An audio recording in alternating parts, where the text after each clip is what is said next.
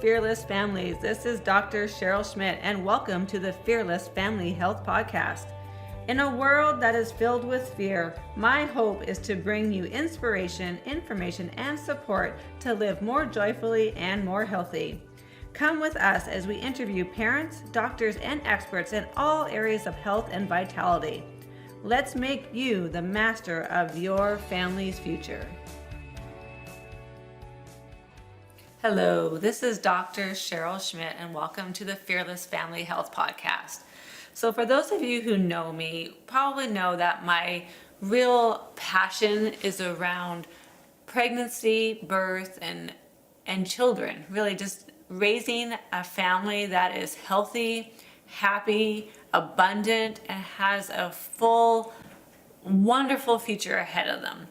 So today on our podcast, we're going to actually talk about pregnancy and birth because it's such an important time to really set up, I really think, the rest of your life. Your future can really depend on the birth and the birth that you have as a mother, as well as the birth of that child.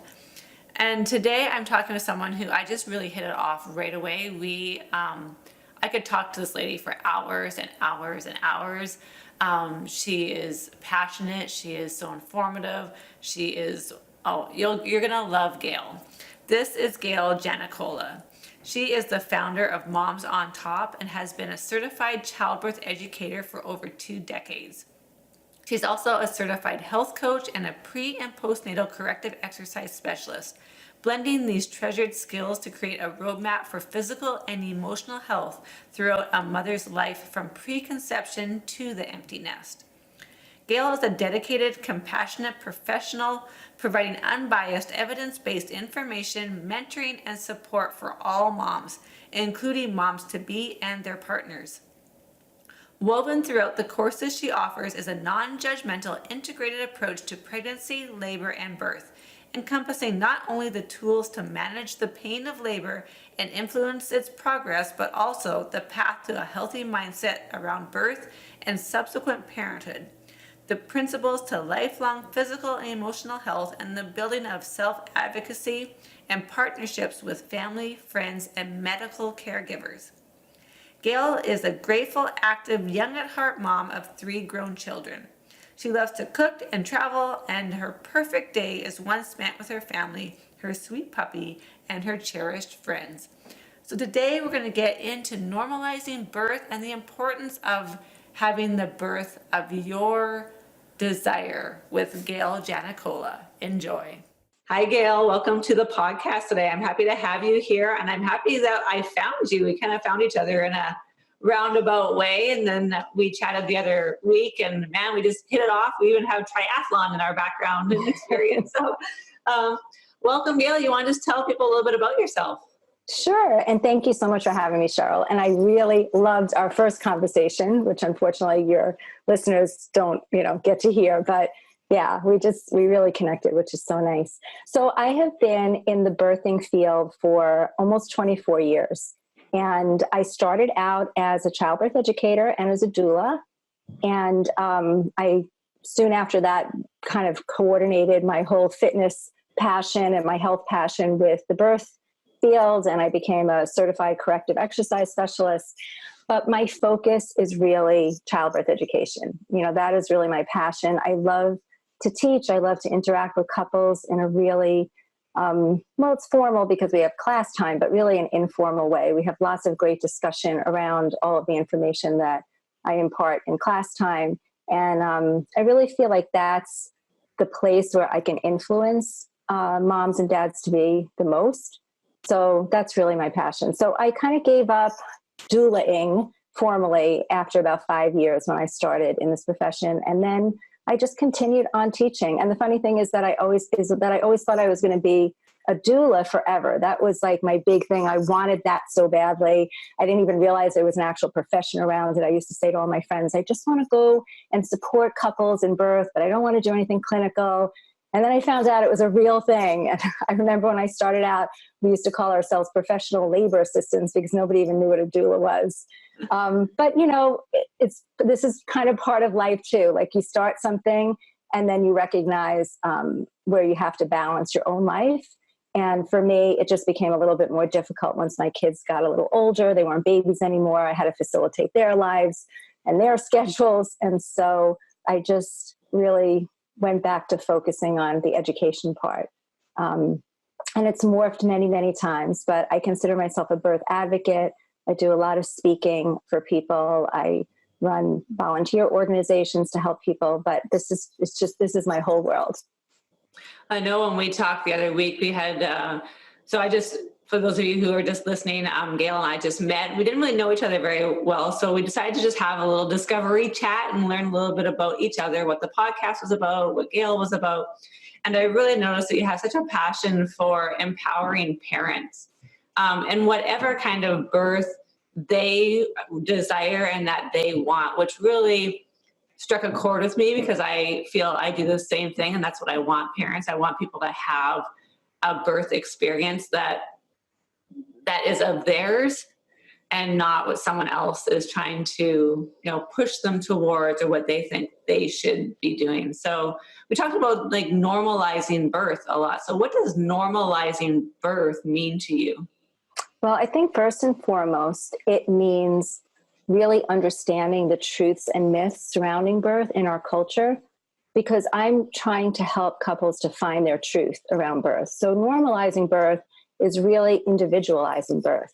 And it's creating sort of a matter of fact, I want to say, well, maybe not matter of fact, but more of a really individualized, really personal feeling about birth. That's where I start out. I want people to really tap into their consciousness around birth instead of just assuming that it is this event that's going to take place that requires a checklist and to be managed, and that there's going to be a particular person or people that are going to decide what needs to be done. And it's going to be just like everyone else's event, everyone else's birth experience. So they have to figure out what birth means to them, in really a holistic fashion, meaning what do they want for themselves physically throughout their birth process? What do they want, emotionally? That's such a huge, huge part of birth that is so discounted, I feel. And then once they can tap into that, then they can get the information, they can get the understanding of how to unfold this birth process for themselves. By advocating for what is important for them, and also by having that evidence-based information so they feel that sense of confidence partnering with their caregivers and creating the birth that they would like to have. And also understanding that birth is important for each person in a different way. And as I said before, not assuming that it has to be the same way physically, but also understanding that their feelings around birth should be validated all the time. I work with so many people who are with different practitioners and want different things for their births. And it really can affect them on both sides, meaning that they could be with a practitioner who really feels like things should be handled in a very conventional manner, and it should be pretty much the same for everyone having a baby. Or they could be with somebody who is really pushing the notion of natural birth for whatever their agenda is. And I think that either way, it's so unfair to the person giving birth, because they are entitled. We are all entitled to figure out what's right for us. And then in the moment, when things maybe don't go exactly as planned, which is typically the case in one way or another, to be able to then know how to make the decisions that are right for them. Because it doesn't mean that, let's say you decide to plan a natural birth and your labor ends up being 20, 24, 48 hours. Sometimes they're incredibly long labors, and that you have to veer off of your path after trying all the things that you were going to try. Just Mother Nature is not cooperating. And when that happens, it's so important not to just then give up your control, thinking, well, I had all this control when everything was going well, but now things are going awry, so I have to give control to somebody else. You don't. I mean, clearly we want the medical expertise. Most of us want the medical expertise and guidance throughout our labors and births, but we are perfectly able, once we have the education and the information and we tap into that emotion about birth, we are able to make the decisions that are best for us. And they're not always the same as some people may think. Yeah. I think we get along so well because basically what you're saying about birth is like the premise of what I'm trying to put out with this podcast in general. Not only education and coming into your inner feelings and your emotions and then deciding what's right for your family and birth, but just in life in general. Whatever decisions that you're making when it comes to healthcare, relationships, finances, anything like that, it all stems from the same thing. And I want people to understand that they have that power. It is their decision, their choice. And for me and you and the guests that I have come on here to be part of that, giving them information, giving them support, and empowering them to make those decisions. So, yeah. I love that you feel that way. And I love that you bring that connection to people. And that is exactly what I do with birth education. I hope that this doesn't sound arrogant, but I almost feel like birth education, and arrogant because I'm so passionate about this field and where somebody else might be passionate about financial wellness. But I feel like birth is such a foundational point in a person's life to be able to make a lot of the other life connections, how to communicate with each other, the relationships that you have, how to have perspective in life and handle certain crises or when things just don't go your way, how to deal with finances, right? All of that I feel sort of comes under birth. If you are somebody that is going to give birth, not everybody gives birth, but if you're a woman and a man going through a birth process, pregnancy, labor, birth, all of that is encompassed in that experience gives you such a platform. If you open your mind and your heart and you are dealing with, resources that can be very influential in a healthy way, it can absolutely help you in every other part of your life. So hard to put it into words. I stumble only because I've had this experience and I've seen it happen so many times. But as I always say, you can't really put an experience into words. Somebody has to experience it for themselves, but they have to be open enough to just at least go down that road. Yeah. And I completely agree with you because I think I've had the same experience, not only with my own births, but the people that I have taken care of in my office who've gone through events that they have not had the control, or they felt like they were pushed into things. They didn't have the information. And then vice versa, they've had an event, whether usually it's a birth, and then they have their next birth and they feel like they were in control. They were the one to make the decisions. Even no matter how it turned out, they were the ones that were okay with the outcome in the end because they were in control. And that sets them up for just being stronger in so many different areas of their life. So I completely agree. And it's a big reason that I take care of pregnancy and pediatrics, because I think if you can help create that foundation at that time in their life, you can set them off on a whole different trajectory of life in so many areas. So yeah, it's really profound. It is truly profound. I have 3 children, and my first 2, I was joyful about pregnancy all the time. And again, that's no there's never judgment on my part, but that particular story or that particular, thought about my birth processes has nothing to do with what somebody else should feel. I just felt really joyful. That was always how I felt about pregnancy and birth. I was so excited about it. But by not getting accurate information, by making all the assumptions that a lot of people make that I would be taken care of and everything would go well, I was pretty blissfully ignorant. And I went into my births in a really fortunate way because it worked out no matter what. I was, although in hindsight, I could see things that, were really a little bit scary when I think about what could have happened. But the point that I want to make is that with my third birth, once I was educated, still, of course, having all that joy around it, it's not like taking responsibility and getting information should ever be scary, as some people think it could be. It's actually so empowering to know so much more, to feel that sense of confidence going into this and knowing that this is your body and your choice, and feeling that sense of being able to partner with other people to make the birth be what you want it to be. And long story short, that was my only natural childbirth. And I can tell you that to this day, that child is 21 years old now. And to this day, I think of that birth above my other ones as the real turning point for me as a woman, feeling that sense of I can take on anything. And just because life is the way that it is, and, certainly not asking for a pity party for myself. We all go through struggles, but, I had some pretty intense struggles in my life after that. And I say this with all honesty because I think about it all the time. I used that birth experience in my mind and through my actions more times than I can remember. Yeah, it is profound. And that's why I love having people like yourself on who are helping to educate and empower women. So my question now is like, how do we get off of that to start with? Like, how do you think we came to this point where we don't have the control over our birth, or we fear birth? A lot of people fear the birth process.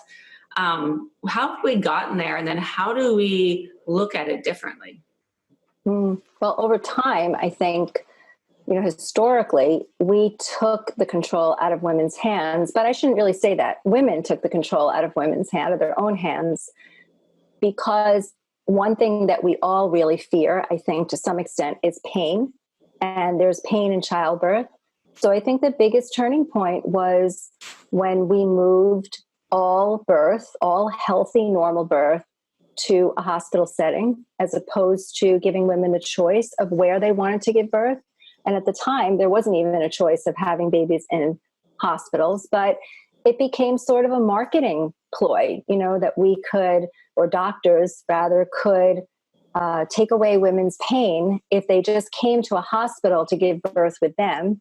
And although hospitals used to be places where just indigent women gave birth, now it was it was a status thing. People wanted to give birth in hospitals. They thought it was ridiculous. If you didn't have to feel pain, why should you feel pain? But it took birth in the totally opposite extreme. So it's great to have that balance, but we didn't have that balance at all. And I feel like since that point in time, we have been struggling to get that balance back. And so we just don't have it in our system. If you look at other countries, there are 70% of normal low risk births are being handled by midwives, not all at home, many in the hospital, but with a different sort of care. Midwives are trained differently. So, women are being honored, their births are being honored as being normal events in their lives. But that's in other countries, that's in other cultures. It's not where we live, at least here in the United States and in many other cultures. So we've kind of perpetuated this feeling that birth is dangerous, that it's a crisis waiting to happen.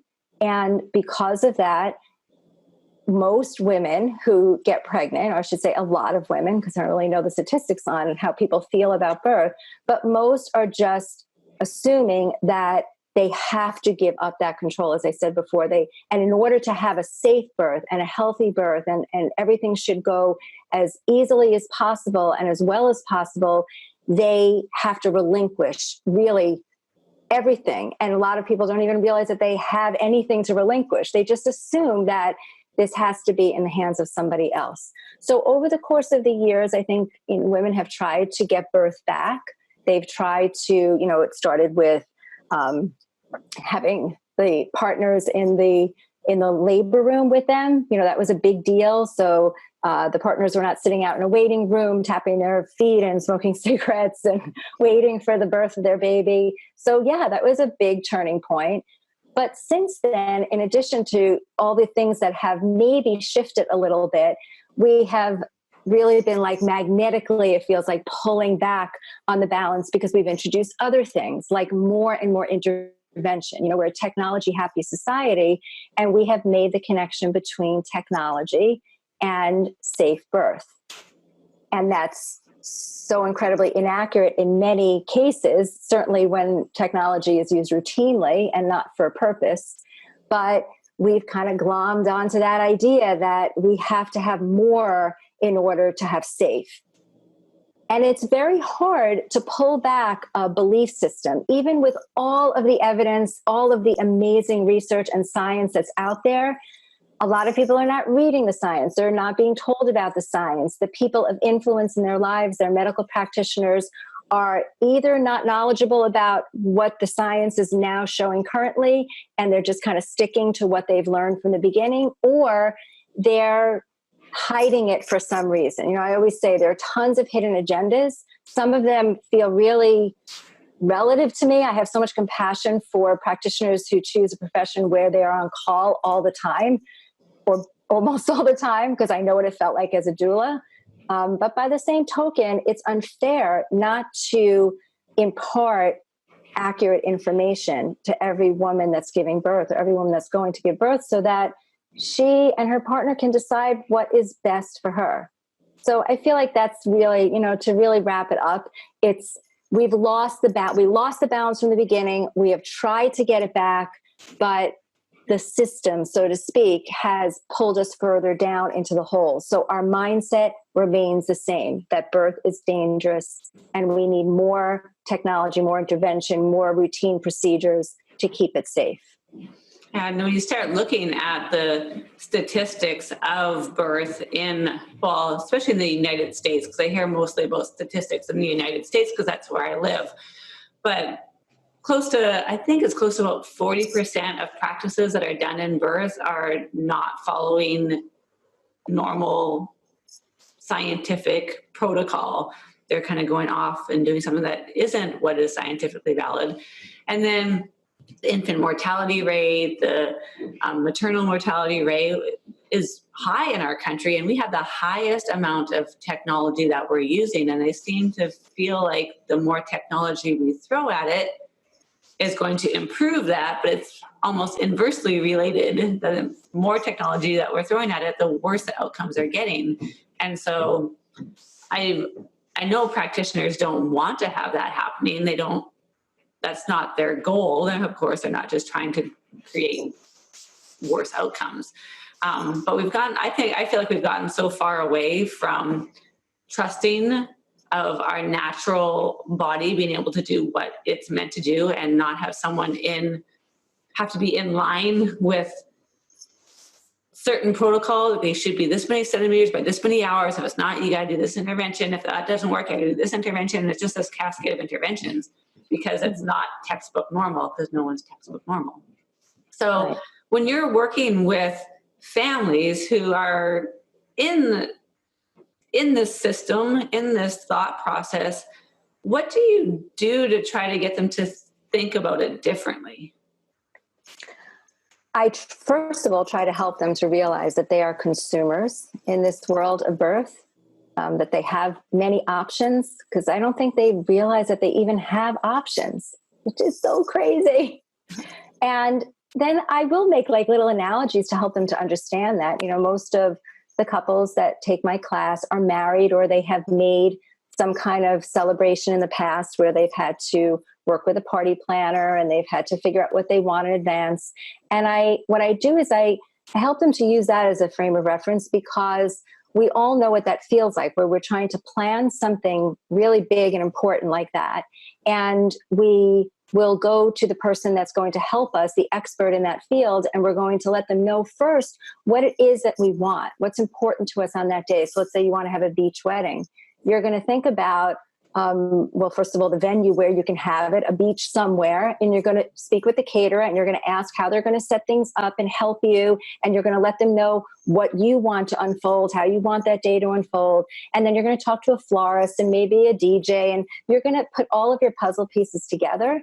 And you can do that because we know that people do this all the time. People don't just show up and say, okay, I'd like to get married on June 5th, and I'm just going to be there that day, and surprise me, let's see what happens. Nobody does that. So we're all used to that idea of going and planning for something like this, like a wedding. But now, so we do that. So that's first and foremost. So like birth, so just to make the analogy to birth, of course, if we're doing that for a wedding or a party or any other thing in our lives, of course we should be doing that for birth. 100% we should be planning. We should be stating our preferences. We should find out who is, has sort of the same philosophy that we have. So we have a better chance of getting what we want. You wouldn't go to a caterer who said to you, oh, you don't really need to have any part of this. I'll just take care of everything. You would be like, wait a second. What are you talking about? Okay, I need to find another caterer. I need to find another venue. But for birth, we allow that all the time. So what I'm saying is go in, state your preferences. And a lot of people won't do that. Number one, because they don't know what their preferences are. But even when they do, there's such a feeling of intimidation and vulnerability around this because many times they're made to feel like they don't really have a say because they're not medical practitioners, right? So they don't know enough. But of course, you know enough. You know what you want. So a birth preference is like what you put into your birth plan. It's like a wish list, and it should be a very appropriate and reasonable wish list. Another thing that we talk about in my class, how to really ask for what you want with diplomacy, but create that plan with some flexibility. And so that's good for you too, right? So you walk into this not expecting what you absolutely could never have. But then you also have to have the backup plan. So when people are afraid to ask for what they want, they're afraid to ask for what they want because all those stories in their heads are really clouding their vision. The stories of, well, yeah, my girlfriend wanted to have a natural birth and she ended up with a C-section because of A, B, and C. Or, my mother said that if she didn't end up, in the hospital doing things the way the doctor told her to, I would have died or, something horrible would have happened. So it's really that fear really paralyzes people. But then take the analogy of the wedding one step further. If you wanted that beach wedding, well, of course you have to plan for what if it rains, right? You can't just go in and say, well, everything's going to be great, especially if you live in New York like I do, because it rains every other second sometimes. So you're going to talk to the caterer, your expert in this field, about what plan B is, but you're also going to discuss what you want for plan B. So if it's birth and you end up needing to have a C-section, I always encourage people to talk about what would be important for them at that moment in time, but that they get to make the decision. Just like at your wedding, you could hand out umbrellas to your guests and say, we're still staying outside, or you could say, no, we're moving in. I mean, everybody's going to want something different. So just because your friend did it one way or your sister didn't know anything, it doesn't mean that you should stick your head in the sand if you really want to have that safe, personal, amazing birth experience, no matter what the outcome is, right? Because a day, a wedding day where it rains can still be the most incredible memory of your lifetime. Yeah, and I think starting off, just having people know what the options are even, right? Like we're sometimes pushed into the system and they just say, we'll take care of it. Don't worry about it. This is your appointment. Come in here. We'll do all these tests on you, do these scans on you. And you're like, whoa, whoa, whoa. Like half the time they don't even know what tests that they've had done or what they're for or what interventions there are or aren't and what their options are. So having people understand that just to start with, just as a basic minimum, should be, I think, required across the board. Well, there you go. That's like in every other part of life. So if birth is the foundational lesson, then it's like, when you want to be healthy for the rest of your life, you really need to read labels on your food and understand and, be a little bit interested in it. It doesn't mean that it has to be your life's work, but if you want to be healthy, you have to know how to be healthy. If you want to have a safe birth experience that is fulfilling for you personally, you have to know what your options are and how to choose them. And especially, and so what I was going to say about that is that people will often say to me, well, that's so overwhelming. That's so much responsibility. And I'm sure that's why a lot of people don't think to educate themselves, because once you do, it's going to bring up thoughts and beliefs and feelings, and you're going to want to communicate about it. And as I said before, sometimes that feels really intimidating and it feels overwhelming. But that's the point of engaging with people in your world who can help you through that, who can mentor you, who can guide you, who can help to dissect it a little bit and boost your confidence with knowledge and, just the dynamic of whatever interaction they're having with you so that you feel that sense of comfort.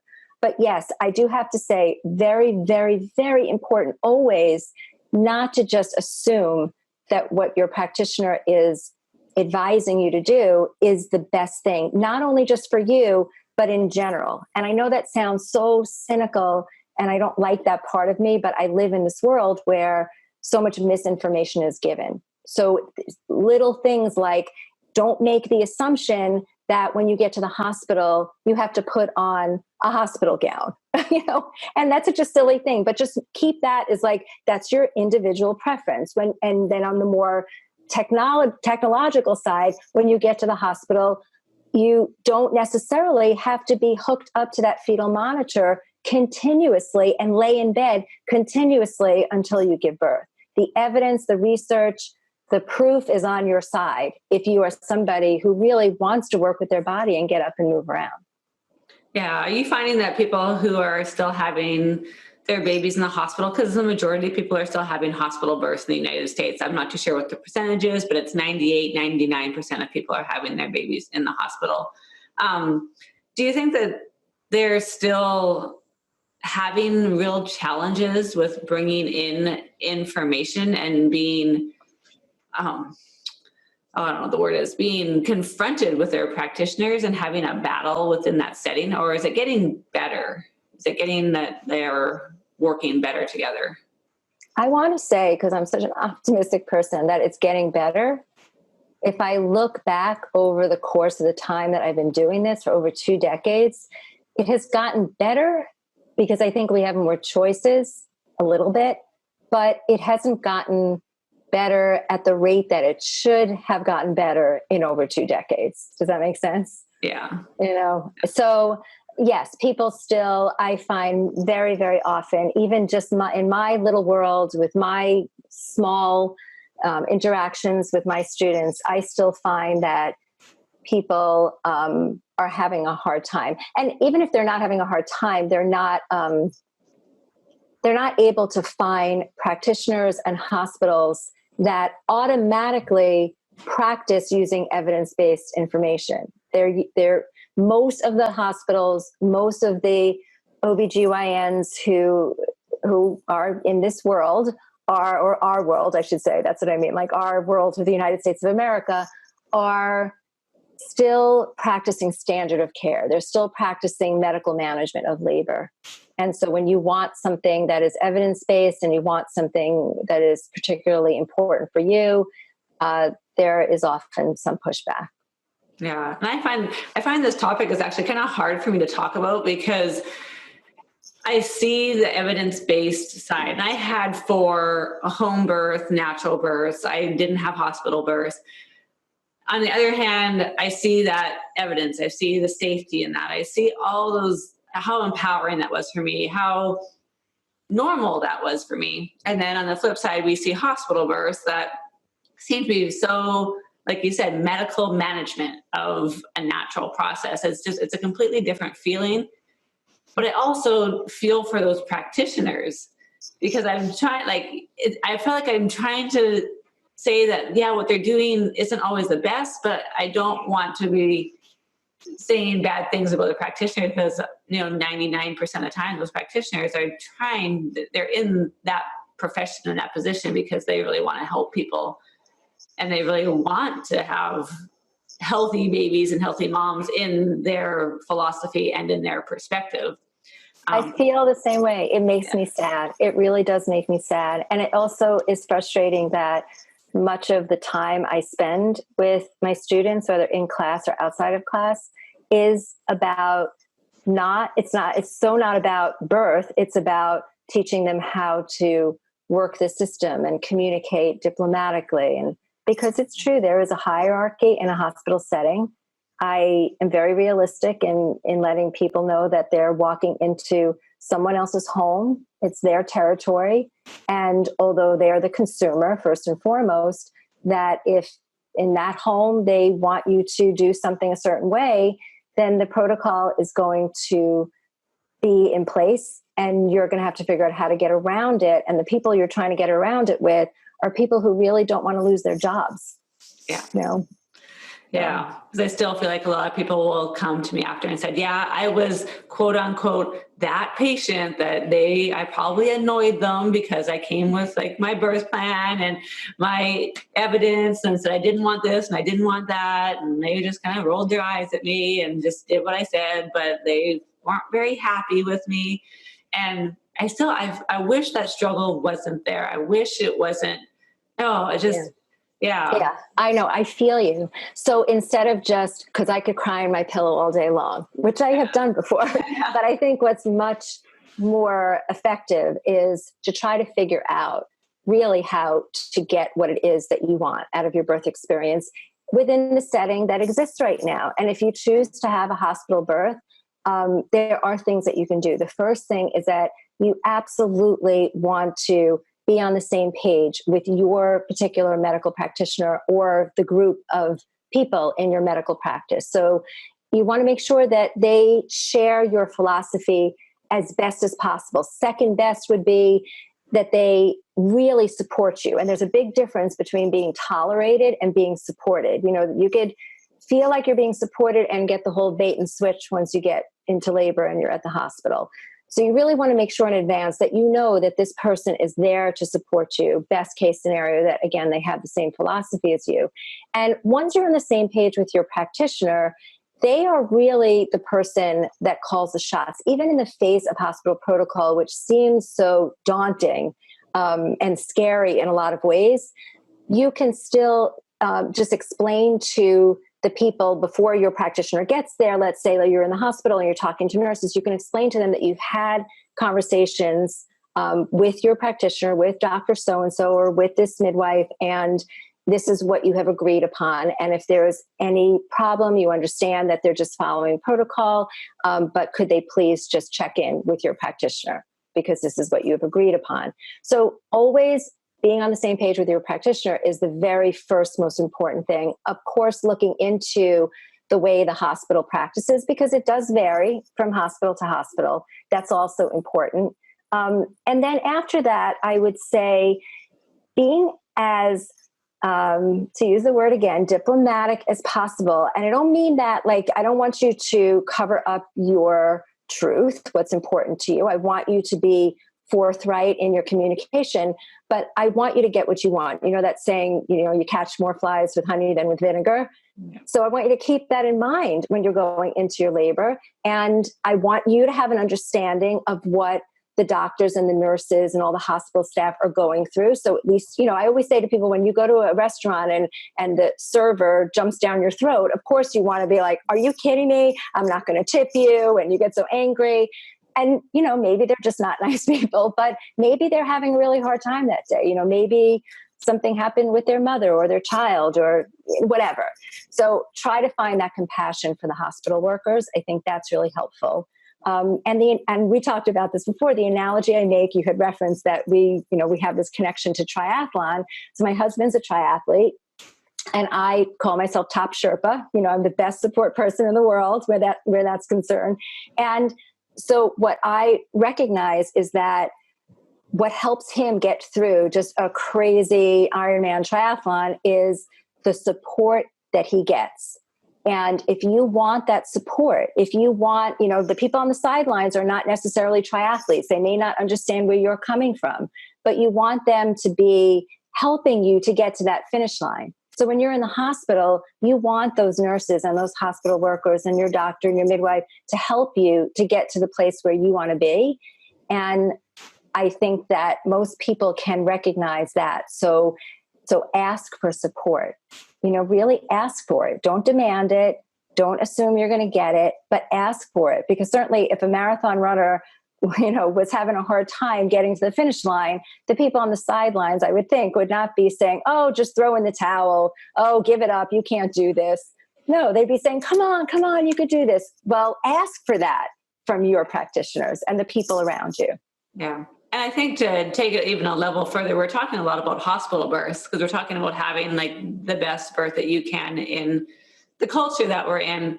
But I think if you're finding that you are not lining up with your provider and they're maybe more in the system, the medical system, then maybe you need to look into a midwife or birth center birth or even a home birth, because that might align with your values more. And statistics show that if you have a normal pregnancy, not high risk, having a home birth is just as safe, if not safer, than having your baby in the hospital. So having that option as well, because I personally just, the whole idea of me going into a hospital unless I really needed to try to be diplomatic, to try to like almost fight for what I want is just a normal, natural birth, is just so daunting, and it just seems so exhausting. I'm trying to have a baby, people. I don't need to add something else to my plate.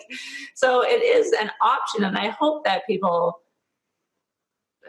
get some information, and if they feel comfortable doing that they do reach out and look at that as an option. In the Pacific Northwest, where we are, especially up in this corner, home births are fairly common compared to the rest of the country. I think up in Bellingham, Washington, it might even be close to 4 or 5% of births, which is really, really tiny. But when you compare the national average of being like 1%, it's definitely a lot larger population here. So it is an option in almost all states, not all of them, but almost all states. And to look, if you're really not feeling that you're being supported, that your values are in line, that it might be a different option for you to look into at least. Yeah. Well, I'm going to say that I try to be so realistic, right? Because I can say this out loud. I don't say it, to my students who first come to the class and who are deer in the headlights. And I would never scare anybody with some of my thoughts, because I know it's not really within their scope and it's not on their minds. But what I really want to say is, of course, you should look into a home birth. At the very least, you should be talking with midwives and considering that. But there are people still that are seeking childbirth education. So they're kind of rare if you think about it. And they still don't know exactly what midwives do. Yeah. So I'm always trying to educate in that realm. And so my fantasy is that we would all live in a world where it would be perfectly normal to either have a midwife or a doctor. People would know what the differences were. They would understand that obstetricians were surgeons, and that when we all started out back in the day, obstetricians really just dealt with pathology of pregnancy and birth. They were not tending to normal births. So it would be perfectly normal, of course, to go to a midwife if you weren't having any complications. And then if it was your choice to give birth at home as opposed to the hospital, where you could have things the way that you wanted them to be, and you could set up your surroundings the way that you wanted to, and you could have your backup plans for safety, that would be a really viable, amazing option. And then everybody in the birth world would be on board. So the obstetricians would understand that this is what they do, this is what the midwives do. They're there to receive you with open arms if there's a complication and they need to help. And how amazing would that be? And then just to take it a step further, everyone would have their babies, and then they would have people that would come, nurses or just birth workers who would come postpartum and help them with the baby and help them to breastfeed. And it would be all paid by insurance. There's my fantasy. And guess what? This actually, I can't tell you exactly where. I think most of the Scandinavian countries are set up this way, where it is more like that. It may not be the ultimate fantasy that I have, but it is set up so much more like that. And we don't really have that at all. So I hear what you're saying. And I do agree that people should know that home birth is an option. But I find that more realistically, at least with the people that I work with, just getting them to understand that they're really uncomfortable in the situations that they're currently in, and they're having fears and anxieties that they don't really have to have. And then just asking them to take maybe a baby step and consult with another practitioner. There's a group right near me, the Stony Brook Midwives on Long Island, who do something called Meet the Midwives. So one night out of the month, they open up a forum to anybody who wants to attend. You don't have to make an appointment. You can hide under your hat if you're fearful of talking to anybody, and you can just sit and listen. And when you sit in a room where people are honoring birth and talking about it so differently than you've ever heard before, and they are very reputable medical practitioners, it changes the way that you think about everything. So it could just be a one One little consultation, one little meeting that could shift you. So at least give that to yourself. Yeah, I totally agree. And there's some great resources out there. So one thing I would like to tell people, if you get a chance to watch it, there's a documentary called Why Not Home. I'm sure you've seen that one. Cool. I recommend people watch that. It's actually a documentary about medical practitioners, some OB, some pediatric nurses, things like that, who end up deciding to have home birth, and why they decided that. And then she goes through their story and their birth. So it's an amazing documentary to watch. I encourage that. Do you have any resources to leave people with, a way to contact you if they want to contact you for more information? Sure, absolutely. And I want to put this out right before I give you the actual information and let everybody know that I am here to guide and support no matter what. My classes are online, so really anybody in the country can take them. So you're not geographically, unsuitable, so to speak, for an interaction with me. But sometimes there are other options that work better for you. I still want you to feel like you could reach out to me. I would always talk with somebody. It's not about just signing up for a class. But they can find me at momsontop.com. So momsontop.com. And when you go to that website, you can click a button that will let you schedule a 15-minute consultation. You can find my email address. You can fill out a form that just says, I really want to talk to you. And even if you're like rushing to take a class and you're so excited about taking a class and you're all in, I still recommend that you reach out so we can talk first.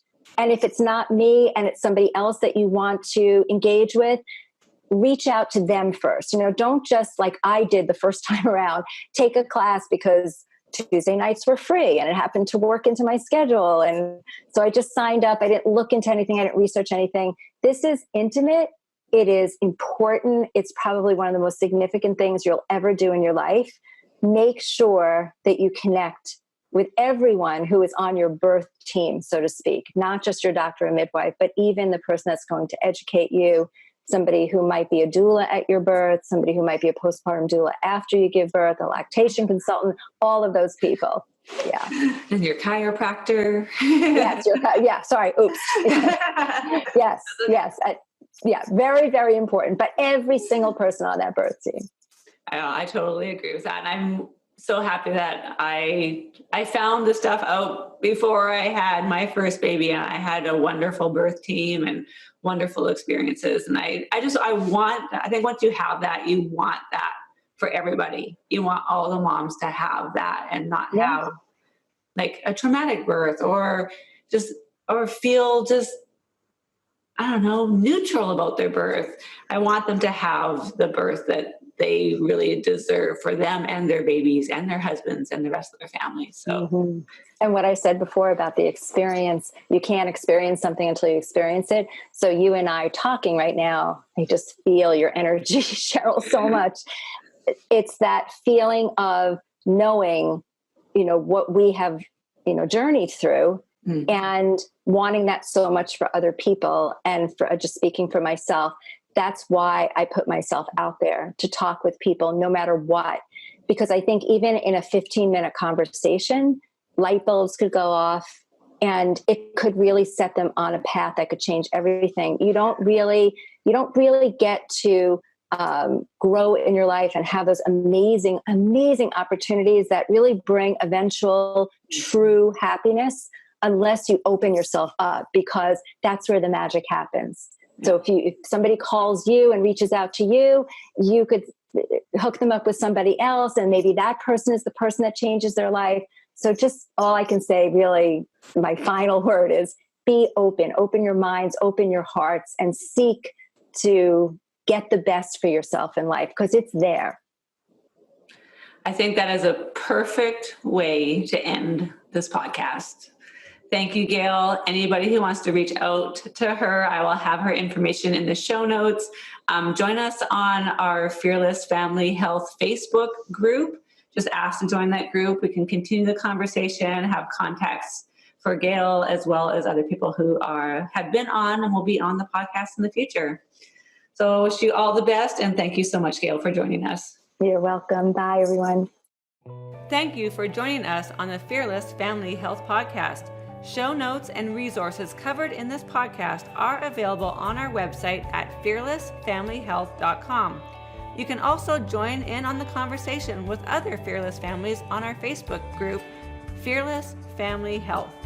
If you like what you hear and want to hear more, please subscribe to upcoming casts and rate us on iTunes. And also, don't forget to share it with your friends so we can all be fearless.